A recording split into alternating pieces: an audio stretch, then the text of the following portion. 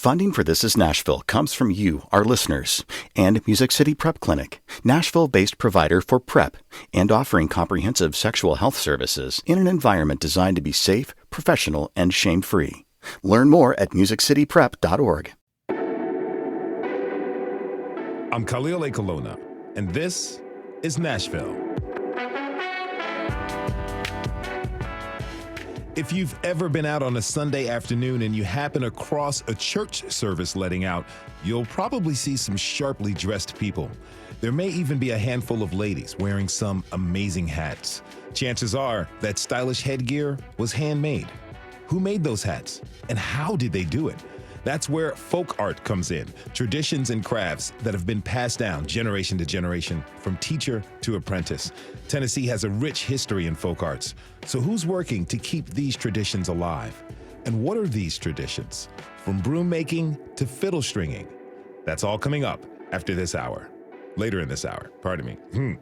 But first, hundreds gathered in downtown Nashville Friday for a rally against gender-affirming health care for young adults, led by some of our state's top lawmakers. This comes after a conservative media host pushed Tennessee Republicans to oppose these surgeries, taking a particular aim at Vanderbilt's transgender health clinic. Friday's display was called the, quote, Rally to End Child Mutilation, and they were met by a large contingent of counter-protesters. WPLN state politics reporter Blaze Gainey and senior healthcare reporter Blake Farmer were there, and they join us now. Blaze, Blake, welcome back to This Is Nashville. Thank you. Thanks for having us. Got the A-team right here. So I want to get a feel for the rally. We see a lot of these outside the state capitol. Blaze, what stood out to you? Well, I'm not 100% sure that I'm the best gauge, but there were, I would say, safely 300 people there. Definitely a little higher than that. But, the people there for Walsh really outnumbered the counter-protesters.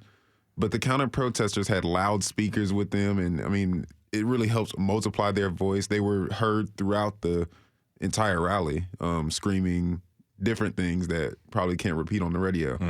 But at one point before the rally got started, Mark Meckler, a conservative political activist who was there as one of the speakers, he was walking amongst the counter-protesters, and they were not shy to tell him all types of vulgarities and tell him that he was not wanted.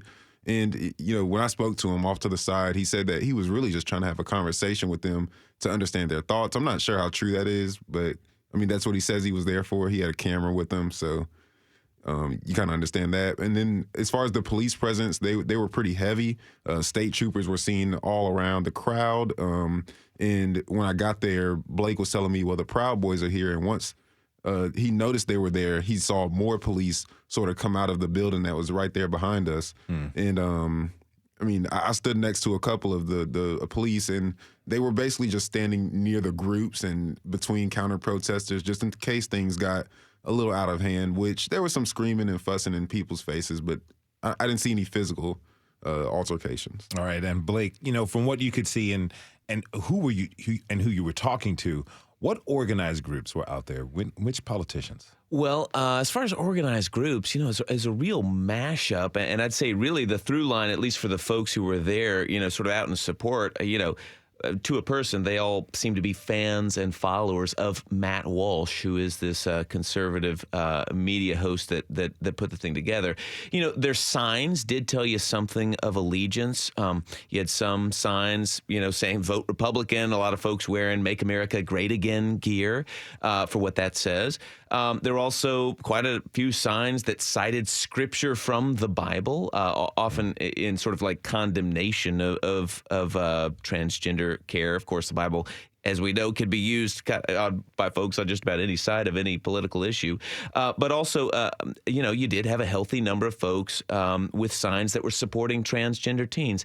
Now, in terms of politicians, there were not huge numbers. We didn't see the governor out there or anything, but importantly, you did have the majority leaders of both chambers, the House and the Senate. So William Lamberth and Jack Johnson. U.S. Senator Marsha Blackburn also spoke with the two of them, though it's unclear how she expects to challenge gender-affirming care on a national level. Though, all three of them waited until the end of the rally to speak, and I almost thought that they might not come out, given the sort of white power signs that were being flashed by, like Blaze was saying, the Proud Boys who were in the crowd and waving flags. Not to mention, you had these counter-protesters who were blaring sirens, trying to shout over the different speakers. It felt like a very volatile situation, but in the end, they did come out and speak at the mic, at the podium. All right, that's who turned out. Let's back up. How did we even get to this moment where hundreds were gathering in Nashville over transgender health care? You know, it really very clearly all traces back to a segment that Matt Walsh produced and put out in late September. It basically blasted Vanderbilt's pediatric transgender clinic, kind of making it sound like this clinic was doing something not just inappropriate, but maybe even illegal. You had Republican lawmakers here in the state who really took language directly from this fairly misleading piece and just ran with it, calling on Vanderbilt to halt all surgeries on minors. And let's be clear, I mean, Walsh does not consider himself a journalist. I mean, he's an activist. He's the one who organized this rally at the state capitol on Friday. In fact, we've got a clip from him. Here he is trying to talk over some of the counter-protesters who were shouting him down. See, that's the way it works. If you try to shut me up or drown me out, I just keep talking. That's the way this goes. And that's true of everybody here, right? The more they try to drown us out, the louder we're going to be.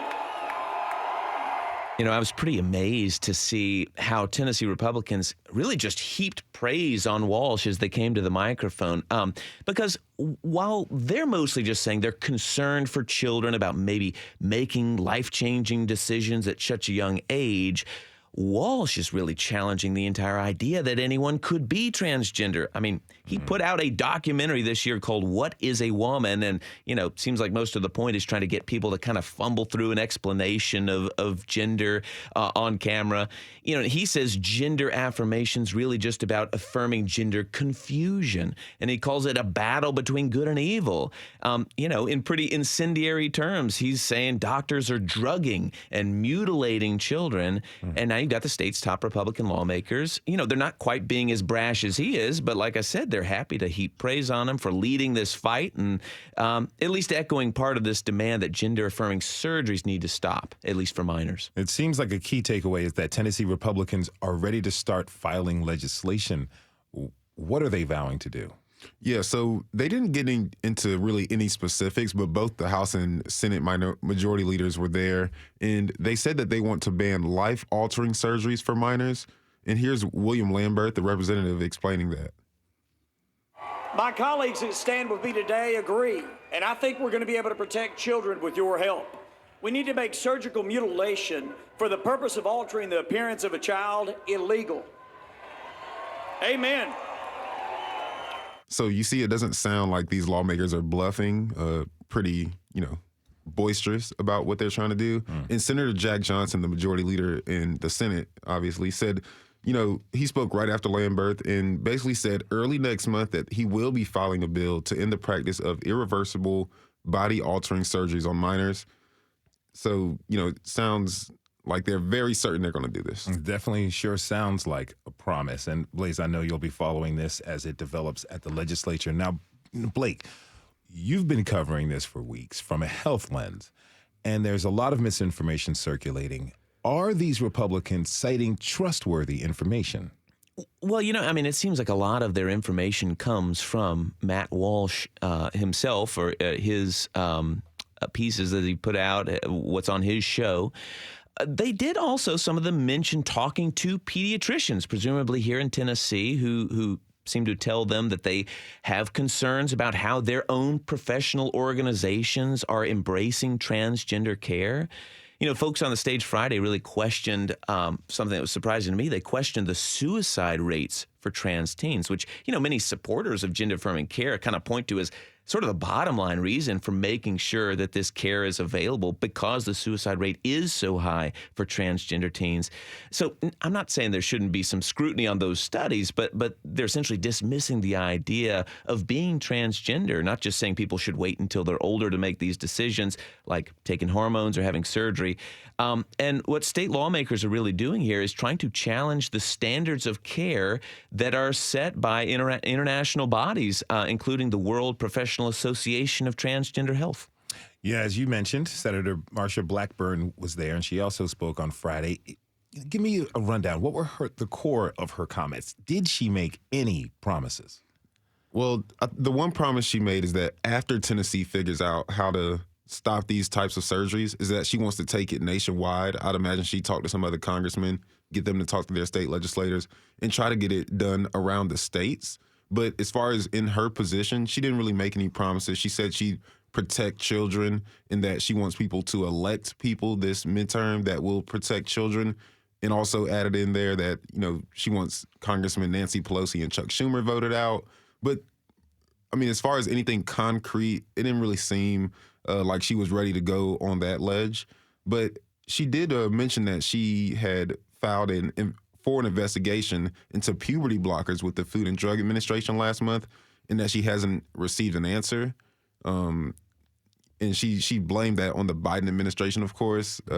So I'm not really sure if there's any promises from her, but definitely here statewide, you have a lot of action that seems to be taking place this upcoming session. All right, so as we look forward, I'd like to hear what each of you will be watching next for this. Blake?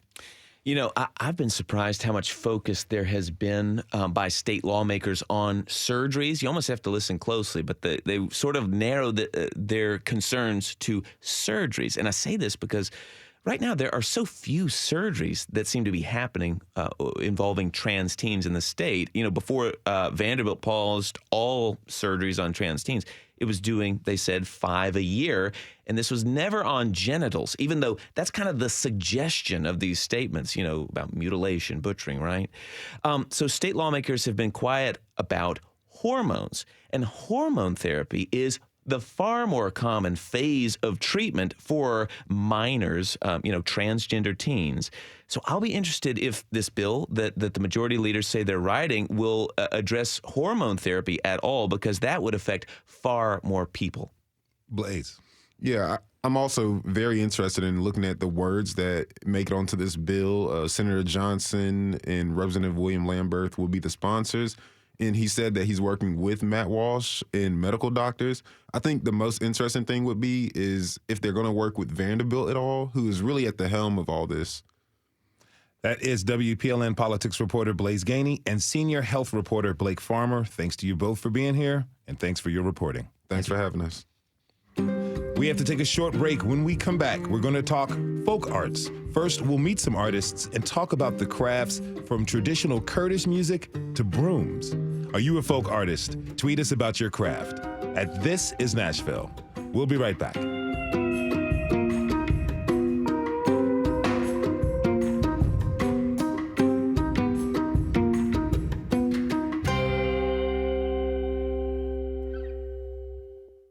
Funding for This Is Nashville comes from you, our listeners, and Music City Prep Clinic, Nashville-based provider for prep and offering comprehensive sexual health services in an environment designed to be safe, professional, and shame-free. Learn more at musiccityprep.org. I'm Khalil Ekolona, and this is Nashville. Have you ever learned a skill that was passed down for decades or centuries? What did you learn? And how did it feel to be a part of living history? The key to folk art is not only taking one's time to learn the intricacies of their craft, but to pass that knowledge down to the next generation. When this doesn't happen, we run the risk of those traditions, crafts, and musical styles fading away. We also know that a lot of this expertise isn't easily found online or even in books. Nothing beats hands-on learning. So, what are some of Tennessee's long-standing folk art traditions? Who are the people keeping them alive? Well, I'm going to let our first guest introduce himself. We welcome you tonight to Sutton Old Time Music Hour here at TB Sutton General Store in Granville, Tennessee, where you'll hear the best in bluegrass and old time music each and every Saturday night. My name is Jimmy Bilbrey, and I will be your host for this evening. This program is recorded to air on 62 syndicated stations that broadcast our show worldwide. For more information concerning our program... That is Jimmy Bilbrey, songwriter, bluegrass musician, and radio host for the Sutton Old Time Music Hour. He joins us now. Jimmy, welcome to This Is Nashville. Thank you. Thank you for having me. It's such a pleasure to have you with us, sir. So I understand you grew up in the world of bluegrass music, right? Yes, my dad played 12 years on the road in a professional banjo and guitar. And so we had music playing all day long, every day. Dolly Parton, my mother was a real big fan of bluegrass and country as well. So that's what we heard 24 hours a day, basically. Tell me a little bit more about that family environment as you were growing up. Oh, it was just we had a record player, and we had pickings every Friday night. We'd have some friends over, my dad would, and they played bluegrass music for about 3 or 4 hours, and then we did that every Friday night. And my mom was a big Elvis fan, so we watched every movie he had and heard all of his albums. And she loved Sam Cooke. She had a very eclectic taste. And then, but mostly it was bluegrass and country. Tell me, what instruments do you play? I started with a bluegrass upright bass, and then went to the fiddle. And then along the way, I picked up the guitar, mandolin, piano, banjo, and ukulele. You're like a one-man band yourself, huh? Yeah, I used to be a one-man band, but I couldn't keep them together. Yes, I teach, and that really has stood me in good stead, being able to play many different instruments. Blessed to. Now, I understand that you've been learning how to make your own fiddle. What inspired you to do that? Well, I went to college with a scholarship in classical violin, and I started collecting material on how to make them in a notebook. And so just a few years ago, I got that notebook out and the door started open. I started finding the opportunity to try to make one. And so when I met Mr. Harold, he's been a friend of the family for 50 years. But as soon as he started making fiddles, I just thought, I'm going to go up and see if I can learn from him. And so that's how this whole thing got started. He just lives 6 minutes away if you don't drive the limit. Mm-hmm. And so he just lives about six minutes away up the hill here. And so I go up to his house, and we just started exploring how to make them better. And it's just been a labor of love, and priceless. It's just priceless for me. That's wonderful. Now, so Mr. Harold is your teacher. Yes. Can you tell us about him? Oh, he is 81, I think, now, and he's a furniture maker. Started out as a furniture maker, and can make anything he can see, or it's just amazing, and makes his own tools a lot of times. And so when we started working together, it was just so natural, and I just try to soak up everything I can from his intellect and the way he does things. Well, what's it like? He knows. What's it like to learn from a master carpenter? Oh, I just don't talk a lot. I just watch what he's doing, and then if he feels like it, he'll tell me why he's doing what he's doing, and that's just how it's been. I'm relatively a beginner when it comes to that sort of thing, so he was able to just pour into me what he knew, and the shortcuts he would take here and there that made the job easier, and just that knowledge is just like I say, it's just priceless. And how to use the tools, how to use the electric tools without sawing your hands off, and all sorts of things. It's a broad, when we first start, it's a broad thing. You use big tools, you make big strokes, and then as it gets close to being done, you take little bitty strokes, but they're more significant, and one stroke can ruin it up to the very end. All right. So it's quite a tedious thing. You got to have patience, that's for sure. And I want to bring in my next guest, another folk artist who's mastered a different craft. Jack Martin is a fourth-generation broom maker, and he joins us now. Jack, welcome to This Is Nashville. Thank you. Thank you for having me. Pleasure to have you with us, my friend. So tell me about your craft of broom making. Well, now, in my family, the broom making actually started out as a sideline.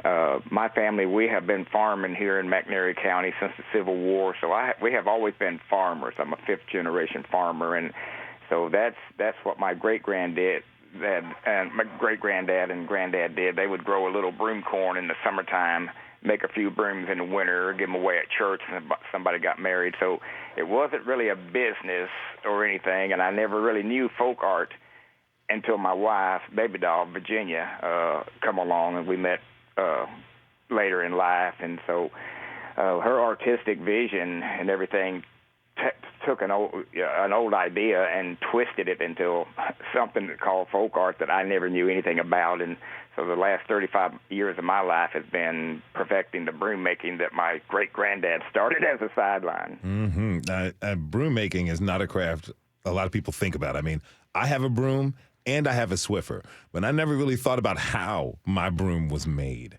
How are the brooms you create, how are they different and more unique than the brooms that most of us are familiar with? Primarily, it's the broom corn. My family has raised their broom corn. Broom corn is a native African plant, made its way into America during the slave trade era, like a lot of other plants and things. And so Ben Franklin has kind of headed the list about being one of the first ones to grow broom corn and make brooms out of it, because it's just a tough natural fiber. So that's one of the main things, is the way we process our broom corn, air dry it. Of course, I plant it just like I would a regular corn crop by taking soil samples and everything. The better the broom corn that I raise, the bigger the plant. Because it takes me 200 plants to make a broom. You get one small piece of broom corn at the top of each plant. And the broom the family has made for over 100 years is called a house broom, and it has 2 pounds of broom corn, which makes it a nice, heavy-duty, all-around broom. So, okay, break it down for me. How do you make a broom? Okay. My great-granddad built this machine, 2 pieces actually. One of them is called a wrapping table, and it holds the broom handle, and I've got a spool of wire coming from the bottom of the machine and it all runs off of chains and pulleys, just like a bicycle. As I push down on the foot pedal, it will turn the broom handle and pull the wire around the end of the handle. And as I do that, I add small layers of broom corn around the handle, which would be about 4 or 5 layers of broom corn. And once I finish that, attaching it, I use over 12 feet of wire to bind it nice and tight. Once I have it bound to the handle, I have the old-fashioned round broom. Every broom starts out round to begin with. Mm-hmm. Then from that, I've got another machine. It's called a broom press, which was invented basically by the Shakers around 1840, that allows me to stand up and take this round broom, press it flat, and then I've got a big thimble, leather thimbles, that goes on each hand, and a 6-inch needle, and then I literally hand-stitch the broom to go from round to flat. But I still make and sell lots of round brooms, because that's the original old-fashioned kind of broom, and they sweep very well, just in a different way. Now, you mentioned that it wasn't always a business in your family, though you ultimately made it one. I'm curious, though. What does this craft mean to you and your family?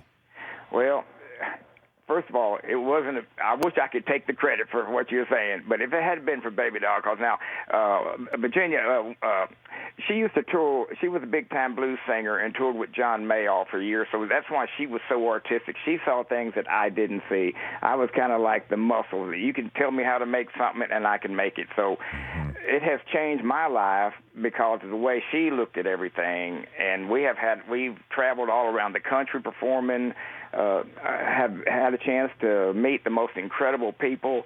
It's just been such a great thing. But now, also keeping it alive. Now, when I asked my granddad to show me how to make a broom, he said, "One time, you watch me one time," and that was it. So I teach it a little bit differently than he taught me, but it has been a blessing in my life, and I try to pass on every bit of information that I possibly can. If you're just tuning in, this is Nashville, and I'm your host, Khalil A. Colonna. We're talking this hour about traditional folk arts in Tennessee. How are these long-standing crafts being taught to a new generation of creators? Join the conversation by tweeting us at This Is Nashville. Now, my next guest has been bringing sounds of his home to Nashville since 2008.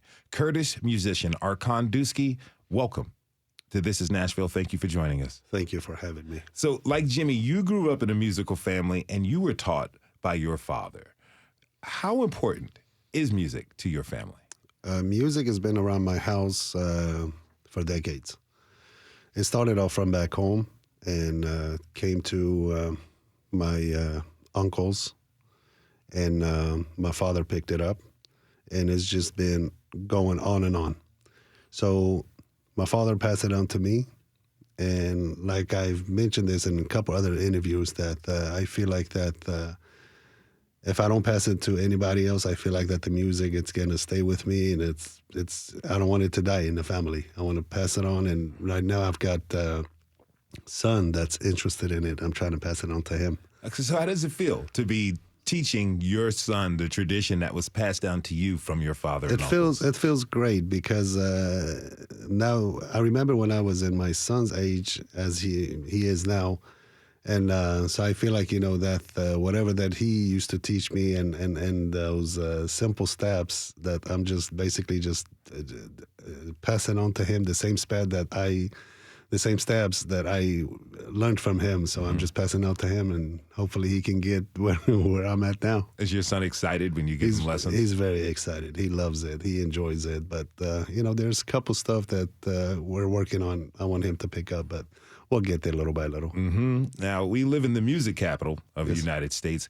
Tell me, how does Kurdish music fit into the diaspora of sounds here?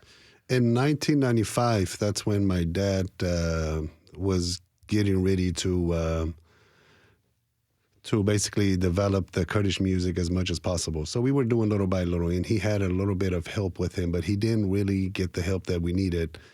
And at the time, we didn't know that, because we were so new to the United States, we didn't know that Nashville was the music city. Mm-hmm. So after so long that we lived in Nashville, come to find out that Nashville is a music city. So we thought it fits perfectly. And then we're just, passing the music along to everybody else, all the other nations, as much as possible. I want to give everybody a feel for your music. We have a clip that you featured on your YouTube page where you post studio recordings and live performances. Let's listen.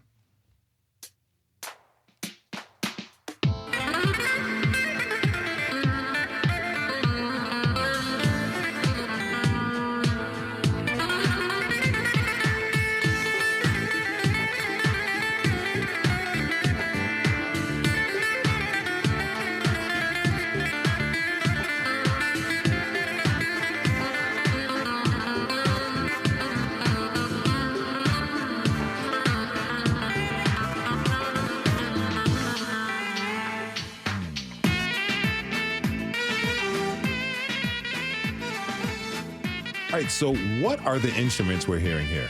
It's strings, saz, which is guitar. All the sound that you hear, all those, they're coming directly from the keyboard. Okay. So on the keyboard, the type of instruments that we play, since we don't have that many instrument players, as far as Zorna, which is one of the very, very famous one, and the saz, the one that you heard from the beginning of the clip. And then the rest of them they're just basic sounds. So it's not somebody that's really, really playing it, because if somebody is really live playing it, it would sound really, really better and different. But all that you see is just coming directly from the keyboard. Okay, I really dig this. Now, musician and apprentice fiddlemaker Jimmy Bilbrey is still with us. Now, Jimmy, what do you think of those sounds? Do you feel like a collaboration with Arkan coming? Oh, that was fantastic. That's the notes are coming so fast. It's hard to imagine playing along with that as far as the fiddle, because it's so much. So it's more or less not as many notes usually. Sometimes it is. But I sure appreciated what he was doing. I wonder about the notes real quick, Arkan. Is it tough or easy to collaborate with traditional American instruments? We use quarter tones. and not everybody around the world use quarter tones. For example, the music here in Nashville, they don't use quarter tones. And I've performed in so many different places. There's a lot of musicians, they come up to me or they're in the audience trying to play along. They just cannot find that tone. So I've had instrument players, that was in the audience trying to find that particular tone, that quarter tone, the one we play. Mm-hmm. And he was struggling trying to find it. And then finally he called me. He said, is there any way I can come sit down with you and then you can tell me exactly what this note is? I was like, yeah, sure, come on. And then, it took him a minute to find it, but he was able to find it. And then once he found where the note was coming from, it was very, very interesting to him. I'm sure that probably creates some really wonderful atmosphere for collaboration and something new. Yeah. Now, since 2017, the Tennessee Arts Commission has created an apprenticeship program to support the legacy of folk art. You all have been a part of this program. Jimmy, how did you first learn about it? Well, I had a couple of friends that were involved with it. Trenton Carruthers, who is a multi-instrumentalist here in Cookeville and plays a lot of the old-time songs from back in the 50s and 60s. And then another friend of mine, Jackson Carter, who plays a Bill Monroe-style mandolin. And they were both blessed to be in the organization. And I thought that might help me to get more of the word out here in Cookeville about that other people could do the same thing that I was doing with Harold, and it's come to fruition. We've got a couple of people that are interested in doing exactly what we're doing. So it's done its job, and it's been such a blessing for our community, now, as well as inspiring Harold to continue to build. At 81, he told me 4 fiddles ago that he was done. And so he came over the other day and showed me his latest one. So it has reignited the fire for him to make fiddles. That's awesome. Now, Jack, what can we learn from keeping traditions alive while adapting to the ever-changing modern world we're in?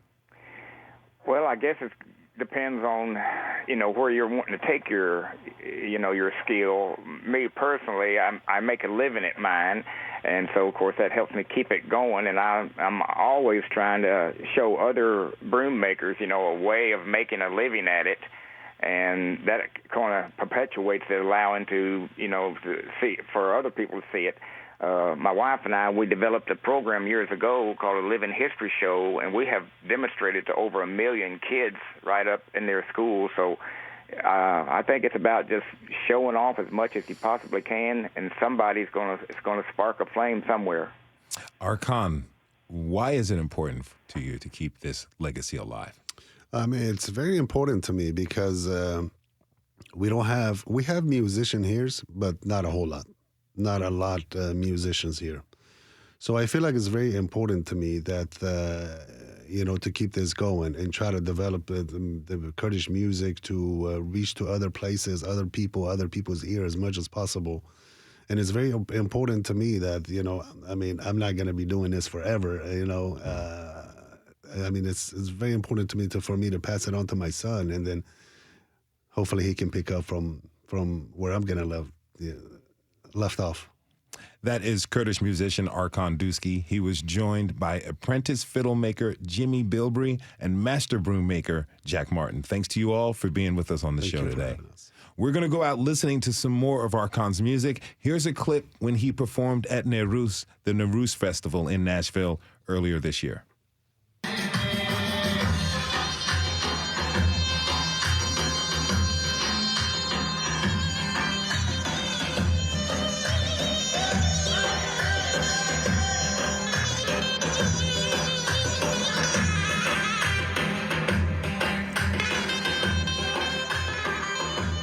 We have to take a short break.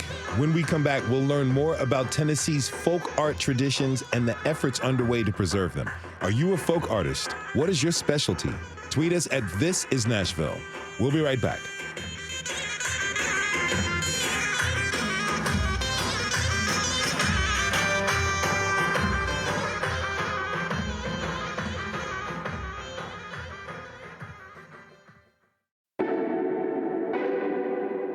I'm Khalil Ekolona, and this is Nashville.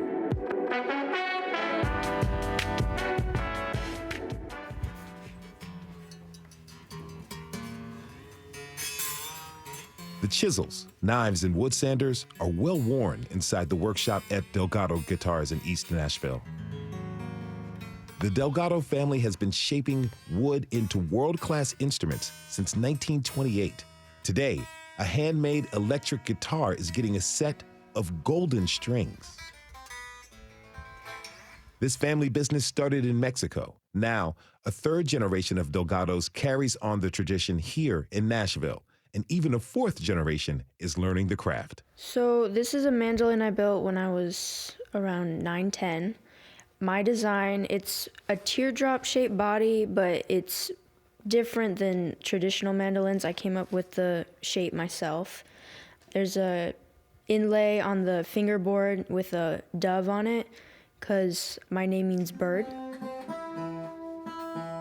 In the very beginning, when we started out, I picked out the woods that I wanted, and you have to iron them with an iron to get out all the moisture, and I burned myself. And I think we went upstairs, there was a little first aid kit, and I put a Band-Aid on, and then I was like, okay, let's go back. I think finishing it was really a sense of accomplishment because I had worked on it for over 6 months. Since my grandfather, my father have all built instruments, and my uncle, it's kind of like a rite of passage, and I was also the youngest and the first female, so that was pretty big.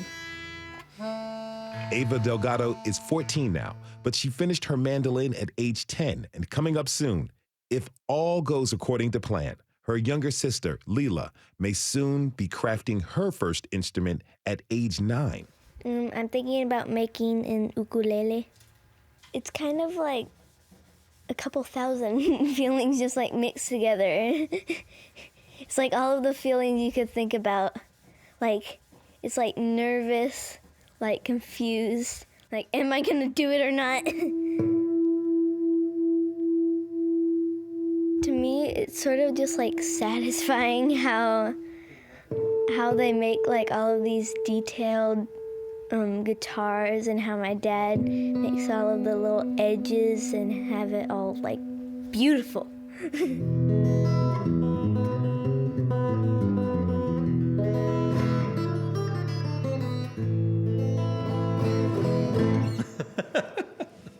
My next guest is the teacher and father of Ava and Leela, Manuel Delgado, master luthier.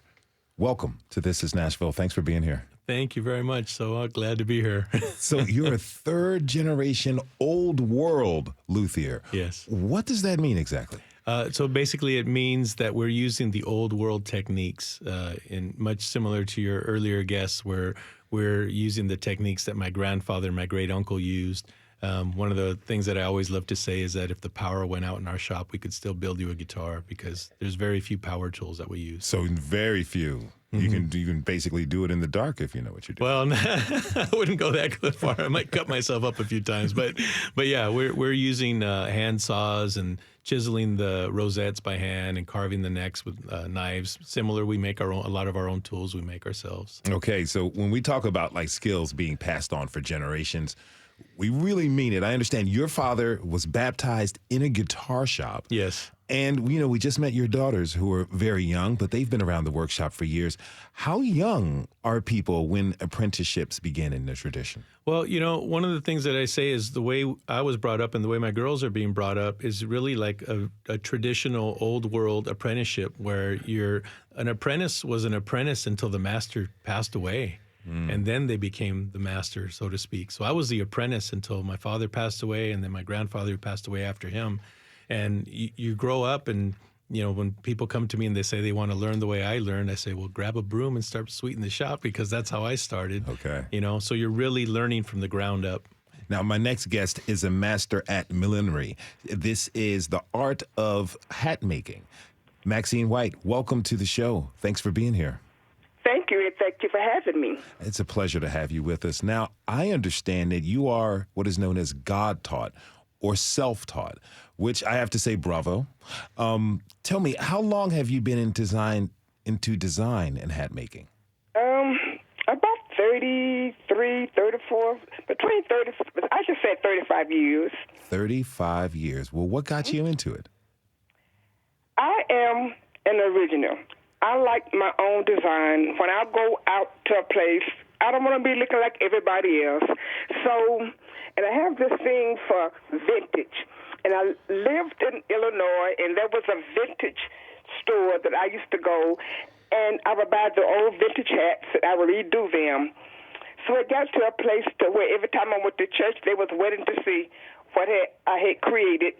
And someone told me then that there was a millinery place in downtown St. Louis, and that was where it all began. Once I walked into that store, it was like taking a child to Toys R Us for the first time.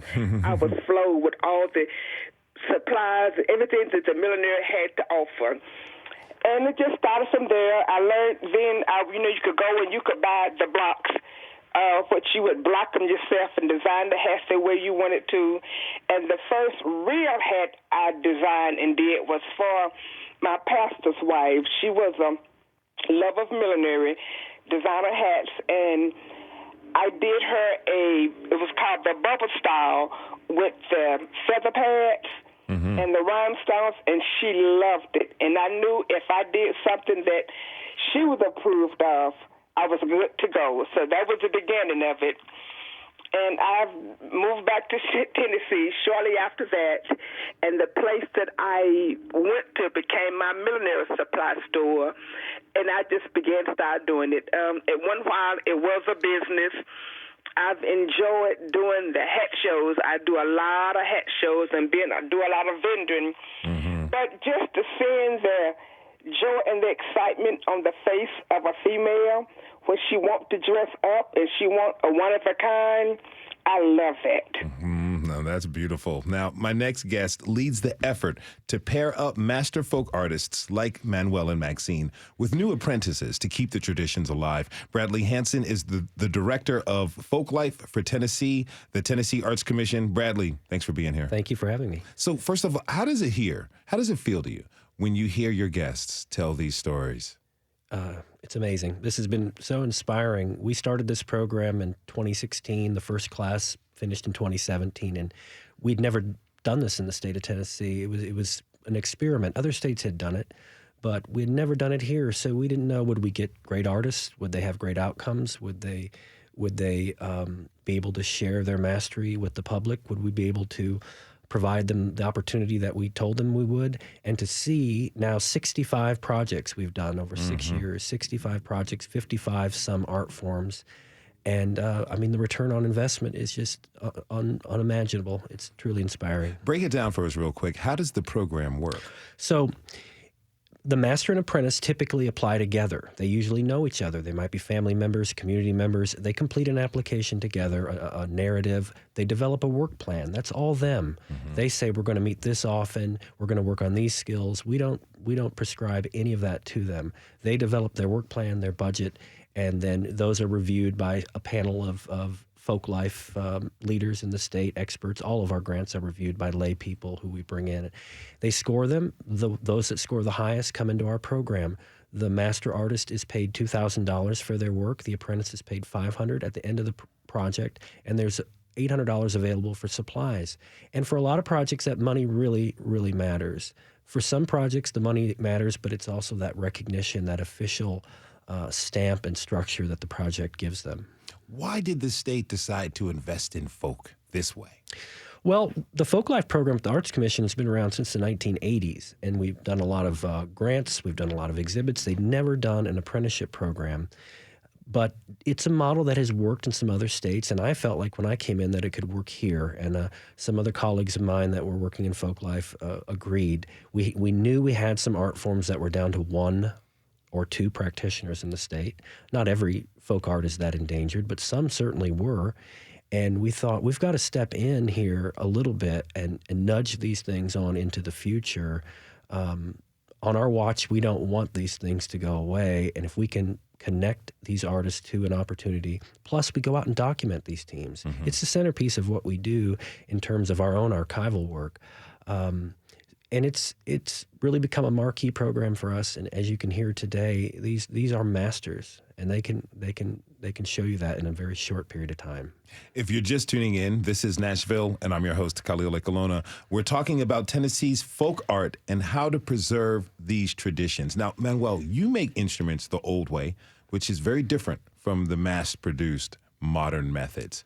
What does your craftsmanship offer to musicians that mass producers can't quite match? Well, what I tell people is it's no different than you can go get a burger at McDonald's, or you could get something, a meal prepared for you by a chef. And, you know, when it's something that's being custom built for you, we actually sit down and we get to know the player. We find out what it is that their interests are, the people that are close to them, all these different things. Ultimately, the most important thing, of course, is the playability and the tone of the instrument.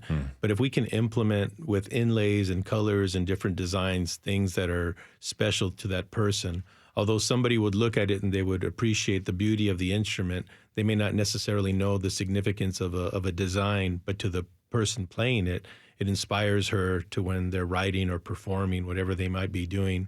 And that's what we're trying to do, give them something that they'll want to pass down, just like we're passing down our art and our craft and instrument that they'll want to pass down to their family as well. Now, Bradley, what are some of the other folk arts in Tennessee that you would like to see preserved? Oh, we're always on the lookout. You know, there are some regional old-time music traditions that are rare and endangered. There's some boat making in West Tennessee. I mean, we can get very specific of traditions we've had our eye on that are down to one or two people. Some that have come into the program, some that haven't. But I would encourage your listeners, tnfolklife.org, reach out to us if you know of something that we ought to be aware of. And now we're seeing, though, too, people like Manuel coming in to teach again. So we're out there looking for new traditions, not new traditions, but new to the program to support, but also hoping that some that have come through will continue to come through with new apprentices. Maxine, what do you want people to know about the importance of folk arts? I think the importance of folk art is an individual thing. I think, as they say, we're all born an original, why die a carbon copy? And when it comes to women fashion, I don't think every woman should just look like everybody. Be yourself. Have your own identity. So when you step out, they know this is your own identity. Now, I understand that you once had an apprentice, and, you know, there's something kind of personal about that process, almost even spiritual. What was that relationship with your apprentice? What was that like and that you built? She's actually, her grandmother and I were real good friends, and she grew up at the same church. And she came to me one day and said, would you teach me how to do this? So I was so glad when the opportunity came where we could work together. And we're still working on projects. How does it feel to have her so closely to this thing that you love doing for people? Exciting, just the mere fact that she had watched me all of these years, and she wanted to be a part of that. Now, Manuel, what do you want people to know about folk art? You know, briefly, you know, what Maxine was talking about, I had a young man that approached me many years ago wanting to learn, and I finally accepted him, and he's like my son now. The girls call him their big brother, and he's the musical instrument specialist at the Country Music Hall of Fame now. So you talk about, I guess, to answer your question, that's what you want. You want to invest in somebody who's going to appreciate the art form and the history and give it the respect that it deserves, and then hopefully carry on that tradition, like Jack Clutter, who I'm talking about, like he's doing right now with the Country Music Hall of Fame, and with the information and the wisdom that was passed down to me, being able to give it to him as well. You know, Bradley was talking about the challenges of preserving these crafts. Why is it important to you to keep this tradition alive through your daughters?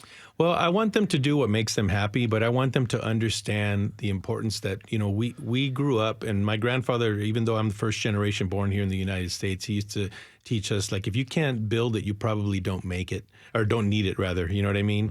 And I think we're in a world now where people are just consumed by a 3-inch by 5-inch screen, and they don't realize the importance that there's people out there that are, you know, creating our, you know, digging up our produce. They're creating the things that, you know, help us, that have given us the opportunities that we have today.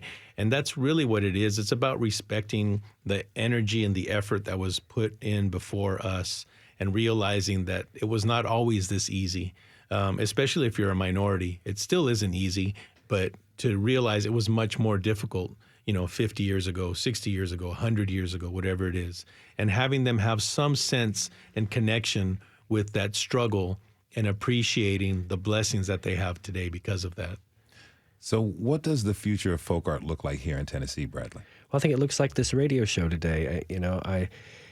Sometimes people get caught up on these programs and think we're preserving the past, that this is about the past or that this is about history. And it is, of course.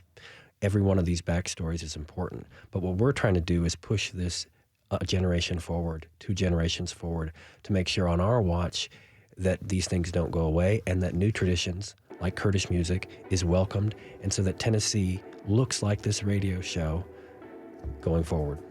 It's all about moving to the future while honoring the past. That was Bradley Hanson, Folklife Program Director at the Tennessee Arts Commission. He was joined by master hatmaker Maxine White and Manuel Delgado, 3rd generation luthier. I want to thank you all for being with us today. Really appreciate it. Thank you. Thank you. We want to thank everyone who tuned in this hour. Tomorrow, we'll learn more about our Laotian community that is growing and thriving in Tennessee.